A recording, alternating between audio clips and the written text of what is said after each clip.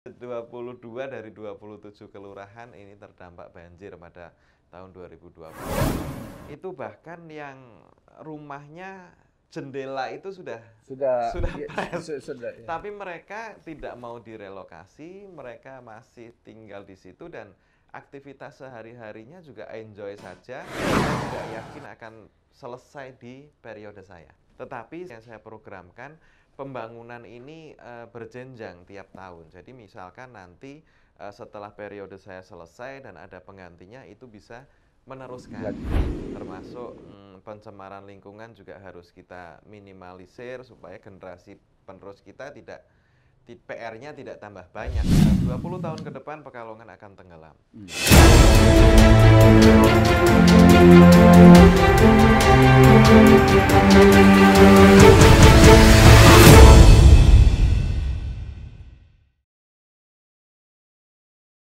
Oke, selamat datang di UTAS Kemitraan bersama saya Laude Muhammad Syarif.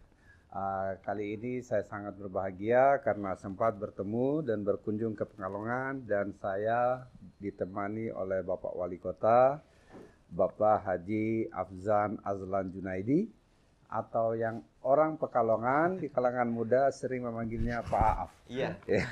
Apa kabar, Pak? Alhamdulillah sehat-sehat. Ya. Ini sebelum saya ngobrol dengan Bapak, saya nanya-nanya warga sekitar, Pak. Oh iya. Ya, katanya Bapak itu juga suka olahraga, Pak. Olahraga Ya. apa saja yang dikerjakan, Pak? Kalau saya basicnya suka itu olahraga sepak bola dan bulu tangkis. Ya basicnya itu. Tetapi berjalannya waktu ya karena mungkin banyak teman, banyak lingkungan, apalagi sekarang banyak relasi, ya kita harus menyesuaikan semuanya. Alhamdulillah saya termasuk yang kalau untuk olahraga cepat belajar. Tetapi hanya bisa ya, nggak jago untuk prestasi, nggak. Alhamdulillah semuanya sih kita main. Selain olahraga, Bapak menurut warga nih, Pak, Iya. Bapak juga suka jalan-jalan. Kalau disuruh milih itu, kalau untuk jalan-jalan, sukanya ke gunung atau ke pantai atau di dalam kota, Pak? Kalau saya suka tempat-tempat wisata alam yang indah ya sebetulnya.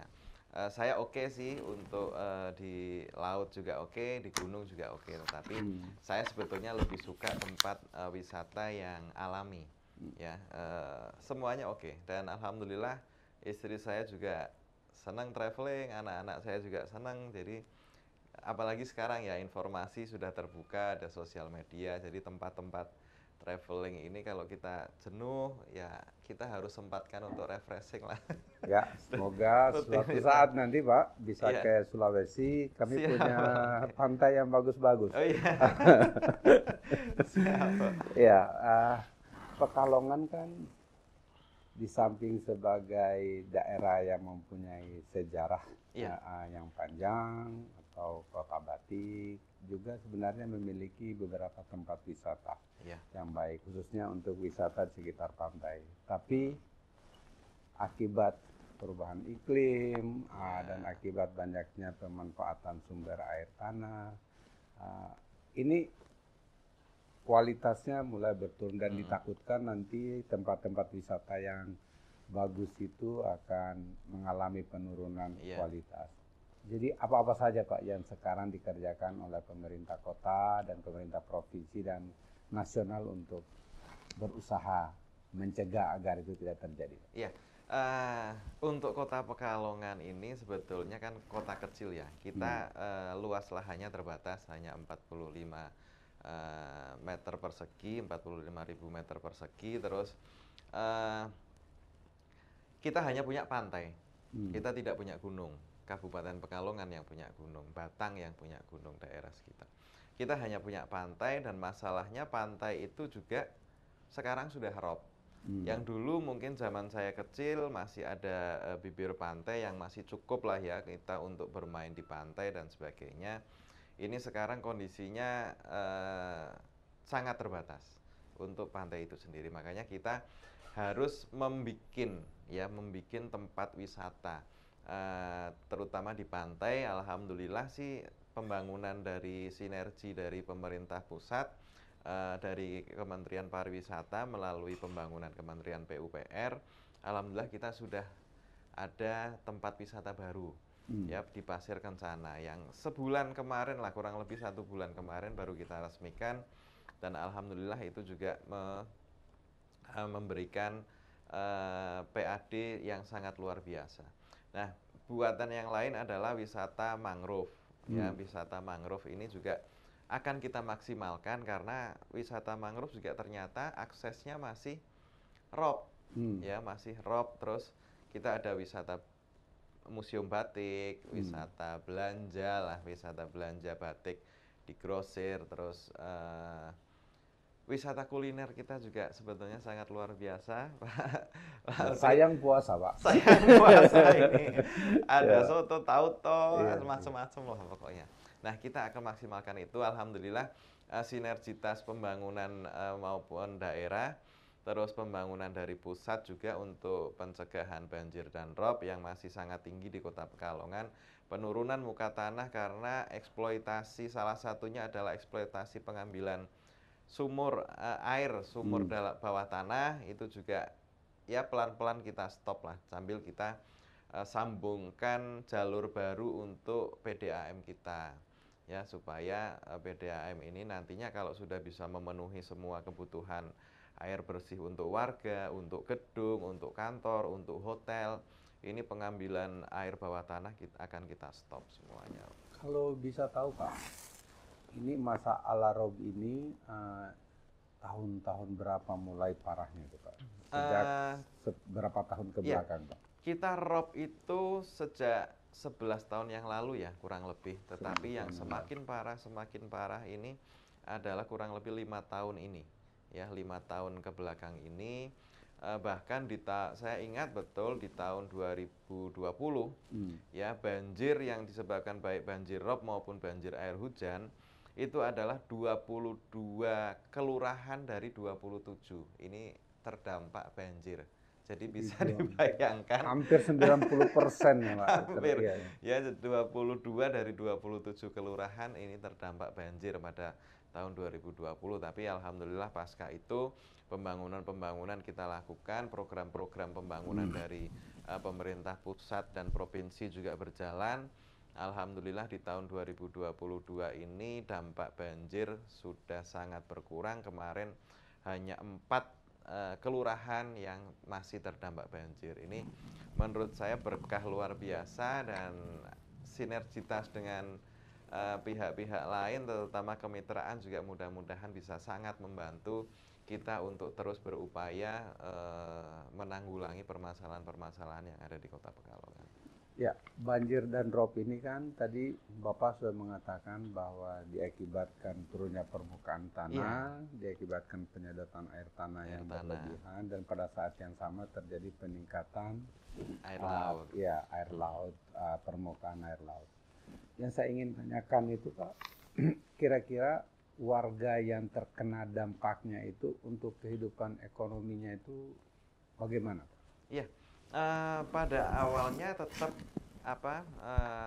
berdampak ya, karena aktivitas warga tidak bisa berjalan normal. Tetapi kalau untuk program-program sebetulnya sudah kita lakukan, termasuk kita ada bantuan dari Mercy Corp juga untuk pelatihan-pelatihan dan kewirausahaan.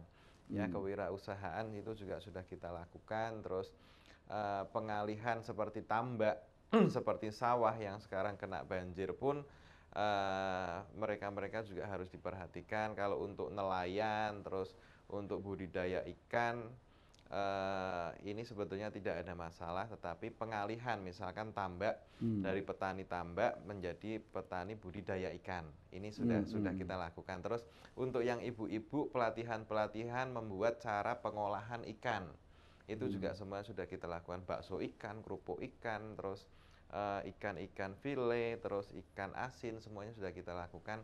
Tinggal PR-nya bagaimana kita pemasaran, ya, market mereka. Alhamdulillah digital marketing juga berkembang, dan bukan hanya batik, dari produk ikan juga digital marketing itu bisa. Terus kita bentuk satu kelompok untuk satu kelompok untuk mewadahi mereka-mereka nih yang UMKM Kalau pengolah yang ikan ini. rumahnya nggak bisa lagi ditempati Ya, itu jadi bagaimana, gini, Pak? Pak Laude, jadi masyarakat Kota Pekalongan itu walaupun yang kita lihat di beberapa daerah ya, Hmm. di Bandengan, di Pabean, terus di Pasir Pantai Sari, Hmm. itu bahkan yang rumahnya jendela itu sudah Sudah, sudah ya, pres. sudah ya. Tapi mereka tidak mau direlokasi, mereka masih tinggal di situ dan aktivitas sehari-harinya juga enjoy saja. Dan saya melihat apa ya, religius mereka masih sangat tinggi. Jadi di tengah banjir mereka sholat maghrib, sholat isya. Saya masih melihat pada waktu itu kita turun ke wilayah Lapangan tersebut ya. untuk membagikan nasi bungkus. Mereka tetap beraktivitas ke musola atau masjid terdekat.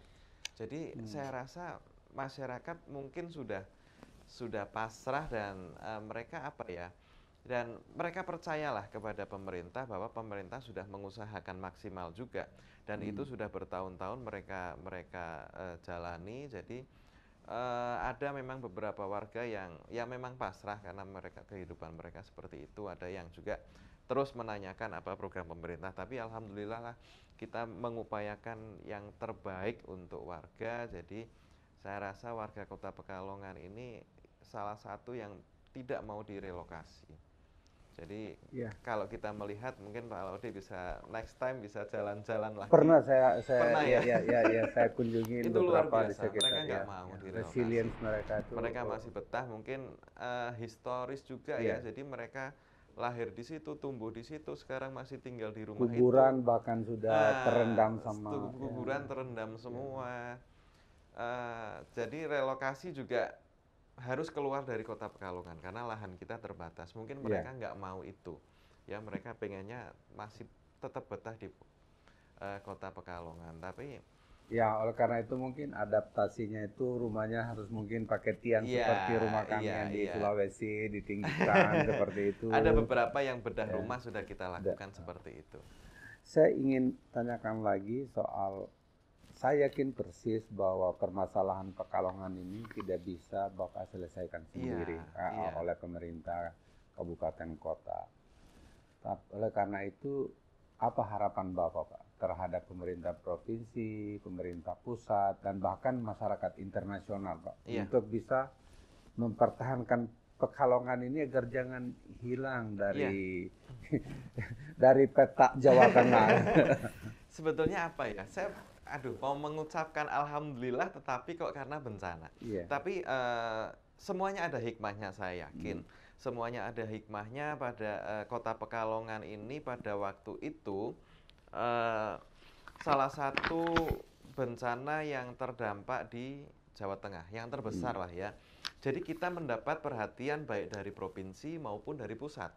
Ya semuanya ke Kota Pekalongan, dari provinsi, dari mulai Pak Gubernur, Pak Wakil Gubernur sudah rutin ke Pekalongan untuk meninjau banjir. Dari pusat, dari Kementerian Sosial, dari Kementerian PUPR, ya, dari semuanya juga sudah ke Kota Pekalongan untuk meninjau langsung. Bahkan Pak Menteri PUPR, Pak Basuki pada waktu itu ke Kota Pekalongan dan beliau meninjau langsung naik perahu.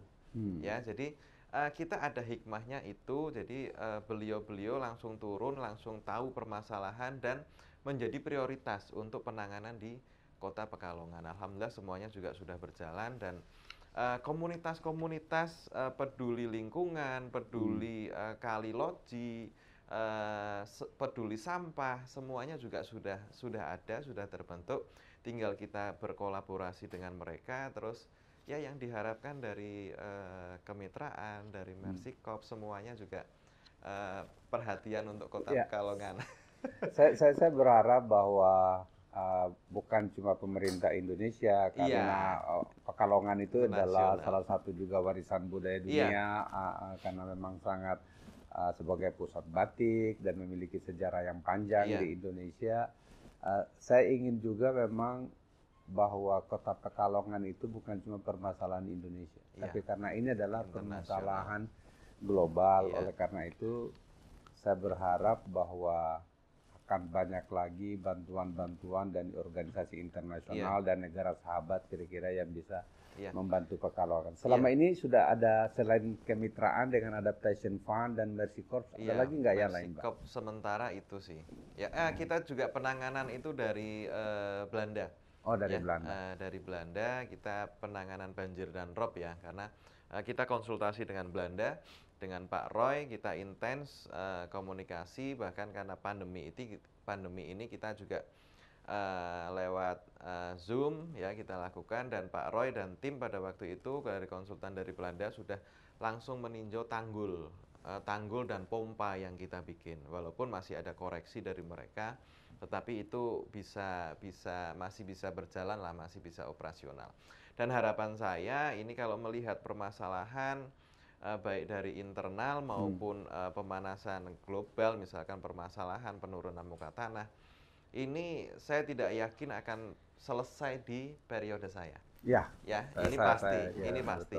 Tetapi yang saya programkan, pembangunan ini berjenjang tiap tahun. Jadi misalkan nanti setelah periode saya selesai dan ada penggantinya, itu bisa meneruskan, dilanjutkan seperti itu. Jadi tidak kita bikin program ini, nantinya pemimpin selanjutnya, kepala daerah selanjutnya bikinnya program yang lain lagi. Akhirnya program yang sudah kita susun itu menjadi ambiar lagi lah, ini yang harapannya. Iya, tadi Bapak mengatakan bahwa Pekalongan kan sangat terkenal dengan kota batik seperti kita bisa lihat di dinding Bapak seperti ini. Tetapi pada saat yang sama pengambilan air tanah itu juga memang industri batik ini membutuhkan pengambilan air tanah yang cukup besar. Ada nggak upaya dari industri sadar sendiri dan dari pemerintah untuk mengurangi pengambilan air tanah? Iya, permasalahan batik sebetulnya bukan hanya pengambilan air tanah, Pak Laude, limbahnya juga yang sekarang menjadi permasalahan. Jadi kalau untuk aturan-aturan pembuatan IPAL, pengolahan limbah, jadi kita harus perketat. Ya, mungkin kalau perusahaan besar mereka bisa mampu. Tetapi yang masih menjadi PR ini adalah UMKM. Ya, UMKM karena di kita bahkan ada ratusan UMKM batik, ya, buruh batik mereka. Itu yang masih menjadi PR. Nggak mungkin mereka bikin satu-satu, tetapi akhirnya ada program dari Dinas Lingkungan Hidup. Jadi kita bikin IPAL komunal. Ini komunal bagus. Yang satu, tetapi itu bisa membawahi beberapa UMKM. Ini sudah kita lakukan, sudah berjalan walaupun belum maksimal, tetapi ini sudah. Dan aturan-aturan. Di daerah bagian mana itu Pak IPAL komunal itu? IPAL komunal ada di kampung-kampung batik sementara, di Pesindon, di Kauman, di Buaran, Banyu Urip. Ini semuanya sudah kita lakukan. Bahkan yang kita sulit itu adalah di daerah-daerah yang masih terkenang banjir, seperti Bandengan, Pasir Sari, Keramat Sari, Pabean. Itu justru UMKM batiknya itu banyak di situ. Jadi mereka mau buang limbah kemana, sedangkan lingkungan mereka banjir. Dan mereka masih harus berproduksi. Nah, itu yang harus kita pikirkan untuk pembuatan IPAL komunal, supaya di tengah bencana banjir, rob, mereka masih harus tetap berproduksi, tetapi limbahnya itu tidak akhirnya mencemari air banjir sendiri yang akhirnya berdampak ke masyarakat. Ini saya tertarik dengan IPAL komunal ini Pak, karena memang jarang Pak di Indonesia Pak. Jadi tapi IPAL komunal ini saya pikir salah satu ide yang sangat bagus, sehingga ya mudah-mudahan kalau ada yang nonton ingin bantuin Pekalongan untuk membuatan IPAL komunal ini agar batiknya lestari, tapi pada saat yang sama juga tidak menimbulkan kerusakan lingkungan yang lebih berat. Kita juga ada dari teman-teman pegiat lingkungan ya, ada semacam olahan maupun limbah dari tumbuhan, apa itu namanya saya lupa, yaitu untuk menetralkan obat batik. Namanya apa ya, saya lupa ya, nanti bisa ditanyakan. Itu bisa menetralkan. Nah, itu juga salah satu yang mengurangi lah, ya, salah satu yang mengurangi supaya limbah batik ini tidak Ya, jadi itu kan solusi alami itu iya, sebenarnya. solusi Jadi itu alami. ya solusi alami. Solusi Biasanya alami. kita menyebutnya natural solution. Iya, Jadi itu solusi iya alami. iya. Jadi mudah-mudahan bisa itu ditingkatkan juga, dan kalau ada banyak yang nonton untuk membantu Kota Pekalongan ini untuk pengolahan limbah komunal ini, saya Iya. pikir sangat bagus. Ah, Kota Pekalongan ini juga waktu itu kami memutar film ketika Iya, Bapak juga iya. datang itu, terus kami bertemu anak-anak muda, anak sekolah, SMA, mahasiswa, SMP. Mereka punya antusiasme yang tinggi, Pak. Apa pesan Bapak buat mereka-mereka ini agar Kota Pekalongan ini tetap eksis, Iya, Pak? yang pertama kan apapun yang kita lakukan sekarang, kita bukan hanya memikirkan di generasi kita. Kita juga harus memikirkan di generasi mereka. Sebetulnya kan itu. Termasuk pencemaran lingkungan juga harus kita minimalisir supaya generasi penerus kita tidak PR-nya tidak tambah banyak begitu. Nah, kita sangat berharap kepada generasi muda sekarang. Alhamdulillah generasi muda ini yang bisa bergerak lebih cepat, inovasinya bisa bermacam-macam, dan mereka energinya masih sangat luar biasa. Ada beberapa sektor, terutama di sektor ekonomi, pegiat lingkungan dan sebagainya, mereka sudah bikin festival-festival seperti yang kemarin, yang terbaru adalah festival Hayamuruk. Di situ memperkenalkan kuliner, dan kuliner ada beberapa juga kuliner baru, dan itu alhamdulillah sangat ramai, sangat sukses. Terus di generasi muda juga biasanya kalau di menjelang lebaran ini mereka komunitas clothing, komunitas kaos itu ya, baju-baju kaos itu mereka pameran juga sangat luar biasa. Dan di kita lewat Bapeda juga sebetulnya sudah rutin melakukan kegiatan, tapi karena pandemi sudah 2 tahun ini kita tidak lakukan, dan insya Allah tahun 2022 kita lakukan lagi. Jadi lomba inovasi, ya, inovasi ini ternyata bermacam-macam. Jadi ada pengolahan limbah, pengolahan batu bata, produksi tas dari limbah, dari sampah. Ini semuanya rata-rata anak-anak muda semua, dan tinggal kita maksimalkan. Saya juga pesan kepada dinas, kalau kita membuat program, kita membuat event, jangan dilepas. Misalkan mereka sudah ada pemenangnya nih dengan produk yang luar biasa, ya harus didampingi supaya produksinya syukur-syukur produksinya bisa syukur-syukur dimaksimalkan, dan masih memungkinkan ya dipasarkan sampai ke seluruh Indonesia.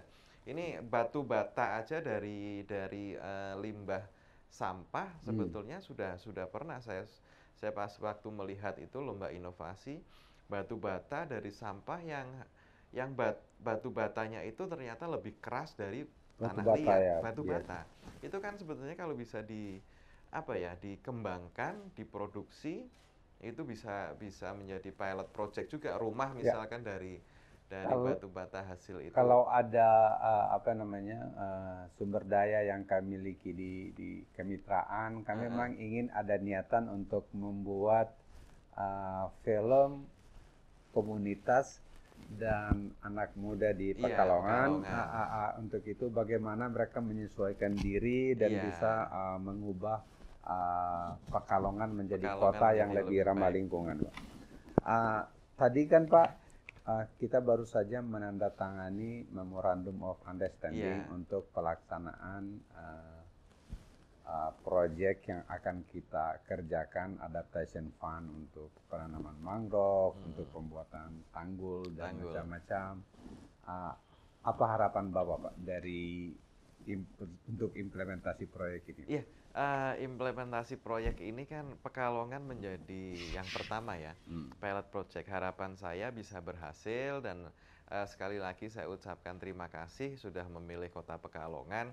Dan itu nanti kalau misalkan berhasil, ada proyek yang berkelanjutan dan bisa berkembang di kota kabupaten juga. Walaupun Pekalongan ini yang terparah, tapi saya melihat masih banyaklah daerah-daerah yang masih perlu kemitraan juga nih, seperti Pekalongan, untuk menyelesaikan permasalahan yang ada di daerah masing-masing. Tetapi harapan saya yang di Pekalongan ini bisa maksimal dan bisa berhasil betul-betul bisa mengurangi dampak. Ya. Kalau saya sih selalu saya sampaikan kepada masyarakat, bahkan sejak dari kampanye, kita ini berusaha untuk meminimalisir, Ya. bukan menyelesaikan atau menghilangkan. Nggak mungkin, karena satu permasalahan selesai pasti timbul permasalahan yang lain, terutama air ya. Air kita bendung, sifat air ini kan mencari dataran yang lebih rendah, pasti nanti terdampak di yang lain. Jadi pembangunan terus harus berkesinambungan, tidak bisa bendung satu terus selesai, enggak. Ada kabar gembira yang kami dapat bahwa Pekalongan itu barusan dari Provinsi Jawa Tengah mendapatkan penghargaan dengan perencanaan yang lebih baik. Alhamdulillah. Ini bisa diceritain sedikit, Pak? Ya, jadi alhamdulillah ini kerja keras teman-teman ya, teman-teman OPD. Jadi itu kriterianya adalah yang pertama penyusunan RKPD, ya, terus kualitas RKPD dan perencanaan pembangunan. Perencanaan pembangunan ini alhamdulillah di Kota Pekalongan dan inovasi daerah, ya. Inovasi daerah kalau perencanaan pembuatan RKPD, penyusunan RKPD semuanya alhamdulillah teman-teman lah ini ya, kerjanya teman-teman dinas sangat luar biasa. Terus perencanaan pembangunan juga kita sama-sama waktu itu kita presentasi juga dengan ketua DPRD. Jadi kita nggak bisa sendiri, hanya eksekutif, legislatif juga harus terlibat. Legislatif ini kan yang mewakili masyarakat ya, yang mewakili suara masyarakat. Terus inovasi, Pak Laude, kita ada inovasi baru. Jadi kita Pekalongan ini hanya kota, tidak terkenal hanya kota batik dan perikanan. Ya, karena itu kita menciptakan lagi itu inovasi kampung tempe. Ya, jadi di Kampung Kuripan Yosorejo ada satu kampung, di situ masyarakatnya mayoritas berproduksi dari tempe. Sudah 2 tahun ini kita dampingi untuk produksi-produksi mereka dan alhamdulillah hasilnya sampai sekarang sudah sangat luar biasa. Jadi produknya tempe tidak hanya tempe goreng, tidak hanya tempe peyek, tetapi sudah ada brownies tempe, sudah ada es krim tempe, itu salah satunya yang sangat luar biasa. Dan alhamdulillah kemasannya mereka sudah sangat layak lah ya, sudah sangat layak, jadi sudah sangat layak dijual di supermarket, minimarket yang besar-besar, dan itu produksi dari Kota Pekalongan. Memang kemarin sempat ada masalah harga kedelai melambung. Ya, kita masih merencanakan untuk kampung tempe supaya tidak, kalau antisipasi harga kedelai melambung, kita akan bikin koperasi. Ya, koperasi yang nantinya untuk ya membantu mereka lah untuk bahan baku. Ya, ini masih kita rencanakan. Jadi ini menurut provinsi yang sangat luar biasa. Jadi kita ada inovasi maupun pengembangan usaha baru. Ini nantinya karena sebetulnya di luar kota pun, di Jakarta, di Surabaya, dan kota-kota yang lain di luar Jawa, ini pengusaha-pengusaha tempe itu juga banyak orang Pekalongan. Jadi akan kita maksimalkan. Jadi bukan ini hanya bagian batik, dari kearifan lokal sebenarnya. kearifan lokal semua. Jadi tidak hanya batik, tidak hanya sektor perikanan.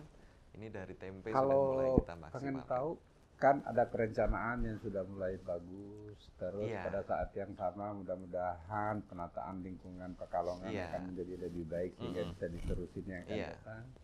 Kalau untuk peningkatan tata kelola pemerintahan akan lebih baik dan terbebas dari KKN, apa-apa saja yang bisa dilakukan? Iya. Nggak tahan Pak karena nonton KPK. Jadi Pak Laude, yang pertama begitu saya dilantik menjadi kepala daerah, wali kota, PR pertama yang saya lakukan ini adalah reformasi birokrasi. Ya, saya masih banyak melihat karena saya sebelumnya wakil ya. Saya sebelumnya wakil itu kan hanya memberi masukan kepada wali kota pada waktu itu tentang semuanya, ya, termasuk wakil ini kan kewenangannya sangat terbatas sekali. Jadi begitu saya dilantik, reformasi birokrasi itu yang saya lakukan pertama. Jadi saya masih melihat masih banyak dinas-dinas yang tidak sesuai dengan karakter maupun basic pendidikan maupun apalah ya, untuk masing-masing personal ini, ASN ini. Ya, jadi kita masih melihat orang yang sebetulnya berpotensi bekerja di belakang meja, mereka ditempatkan di lapangan. Mereka yang di lapangan ditempatkan yang di belakang meja. Ini kan sangat tidak efektif, sangat tidak tidak bisa berlari lah untuk kerja di pemerintah itu sendiri. Nah, ini saya lakukan sudah reformasi birokrasi, mudah-mudahan sesuai dengan target kita, sesuai dengan ekspektasi kita, sesuai dengan harapan kita. Penempatan-penempatan para pejabat di pemerintah Kota Pekalongan ini sesuai dengan ahlinya dan bisa berjalan lah ya. Dan alhamdulillah sudah 6 kali saya melakukan rotasi pelantikan, termasuk kemarin ada 7 kepala dinas yang kosong. Ini juga sudah kita lakukan dan semuanya free, tidak ada jual beli jabatan. Pak Laude sebagai ya itu kita harus syukuri Pak, ya, itu kita harus syukuri Pak. Itu harus. Dan kalau kita melihat jual beli jabatan itu pasti penempatannya tidak akan sesuai keahlian. Tidak sesuai keahlian itu. Terus di masing-masing dinas juga sudah kita canangkan wilayah bebas korupsi WBK. Ya, sudah kita canangkan. Alhamdulillah pada 1 bulan kemarin semua dinas dari 30 dinas sudah tanda tangan dan komitmen, dari mulai kepala dinas sampai ke staf-stafnya. Dan kita pantau terus untuk kinerja mereka lah. Dan mudah-mudahan ini kalau ritmenya sudah seperti ini, Pak Gubernur juga sudah mewanti-wanti kepada Bupati Wali Kota seluruh Jawa Tengah, dan kita juga didampingi KPK di Region Jawa Tengah. Mereka pantau terus, kita ada grup, mereka pantau terus, jangan sampai ada hari gini ya bahasa mereka, hari gini masih ada jual beli jabatan. Nah, ini yang saya rasa komitmen bersama. Kalau kita sudah berkomitmen tidak ada jual beli jabatan, ya mereka pasti akan lebih maksimal juga dan pasti tidak lebih mencari-cari. Dan usaha-usaha termasuk wilayah bebas korupsi itu dan disumpah dan ditandatangani bersama. Terus alhamdulillah untuk penyusunan APIP juga kita sudah BB ya, baik-baik. Terus WTP juga kita sudah 6 kali. Indonesia itu sekitar 20-an tahun lagi akan memasuki tahun emas 100 tahun ya. 100 tahun. Kalau berandai-andai apa cita-cita Bapak? 10 sekitar 100 tahun 100 Indonesia tahun itu Indonesia. Kira-kira Pekalongan yang ada di pemikiran Bapak yang ideal seharusnya sudah seperti apa? Iya, kalau saya 20 tahun ke depan yang saya harapkan